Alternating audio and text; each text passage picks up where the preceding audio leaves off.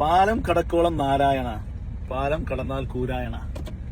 ഈ ഒരു പഴഞ്ചൊല്ലിനെ പുതിയ ചൊല്ലാക്കിയിട്ട് വളരെ അർത്ഥവത്താക്കുന്ന രീതിയിൽ മാറ്റിയിരിക്കുകയാണ് നമ്മുടെ സതീശനും ടീമും. പാലം കടക്കുന്നവരെ അവർക്ക് വെള്ളാപ്പള്ളിയും മറ്റുള്ള ആളുകളെല്ലാം അയിത്തമായിരുന്നു, വിദ്വേഷ പ്രസംഗം നടത്തുന്നവരായിരുന്നു.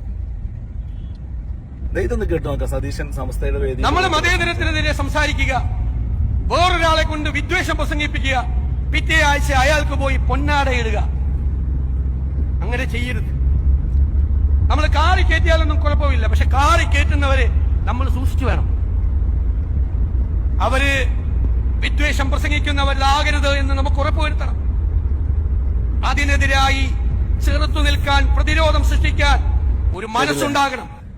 സമസ്തയെ പോലെയുള്ള മുസ്ലിം സംഘടനകളുടെ വേദിയിൽ പോയിട്ട് പറയാണ് വിദ്വേഷ പ്രസംഗം ഒരു ഭാഗത്ത് മതേതരത്വം പറയുകയും അപ്പുറത്ത് വിദ്വേഷ പ്രസംഗം നടത്തുന്നവരെ ഷാളണിഞ്ഞ് സ്വീകരിക്കുകയും കാറിൽ കയറ്റുകയും ചെയ്യുന്ന പ്രവർത്തനം കപടതയാണ്, അത് വർഗീയതയാണ് എന്നൊക്കെ പറയാം. എന്നിട്ട് ആ ന്യൂനപക്ഷത്തിന്റെ വോട്ടൊക്കെ മേടിച്ച് അതൊക്കെ പെട്ടിയിലായി വിജയിച്ചു വന്നതിന് ശേഷം നേരെ പോകുന്ന അത്ഭുതം തോന്നുന്നു. ഈ പറയപ്പെട്ട വ്യക്തിയെ തന്നെ വേറെ ഏതെങ്കിലും വഴിക്കോ വളഞ്ഞും മൂക്കുപിടിക്കാനല്ല, നേരെ സീത മുസ്ലിം ലീഗിനെ നാഴികക്ക് 40 വട്ടം വർഗീയത പറയുകയും മുസ്ലിം ലീഗിനെ അവഹേളിക്കുകയും പാണക്കാട് സയ്യിദ് സാദിഖലി ശിഹാബ് തങ്ങൾ കോലം കത്തിക്കുകയും ലീഗിന്റെ അധ്യക്ഷനെ പച്ചക്ക് കോലം കത്തിക്കുകയും തെറി വിളിക്കുകയും ചെയ്ത മറ്റൊരു സംഘടന കേരളത്തിലില്ല. ലീഗിനെതിരെ നിരന്തരം വർഗീയ പരാമർശങ്ങളും വർഗീയതയും പറയുകയും മുസ്ലിങ്ങളെ വളരെ മ്ലേച്ഛമായ രീതിയിൽ വർഗീയത പറയുകയും ചെയ്യുന്ന ഒരു വർഗീയവാദിയെ ഏറ്റി നടന്നിട്ട് വെള്ളാപ്പള്ളിയുടെ വീട്ടിൽ പോയി ബിന്ദു കൃഷ്ണ എന്ന് പറയുന്ന ഒരു UDFന്റെ കോൺഗ്രസിന്റെ മന്ത്രി, ലീഗിന്റെ വോട്ട് വാങ്ങി ജയിച്ച, മുസ്ലിങ്ങളുടെ അടക്കം വോട്ട് വാങ്ങി വിജയിച്ച ഒരു മന്ത്രി വെള്ളാപ്പള്ളി നടേശന്റെ കാലിന്റെ ചുവട്ടിൽ പോയി ആശീർവാദം വാങ്ങുകയാണ്. ഇതെല്ലാം കണ്ടും കേട്ടും സഹികെട്ട് ലീഗ് പരാതി പറയാൻ നമ്മുടെ സതീശനല്ലേ വിദ്വേഷ പ്രസംഗം നടത്തുന്നവരെ കാറിൽ കയറ്റരുത്.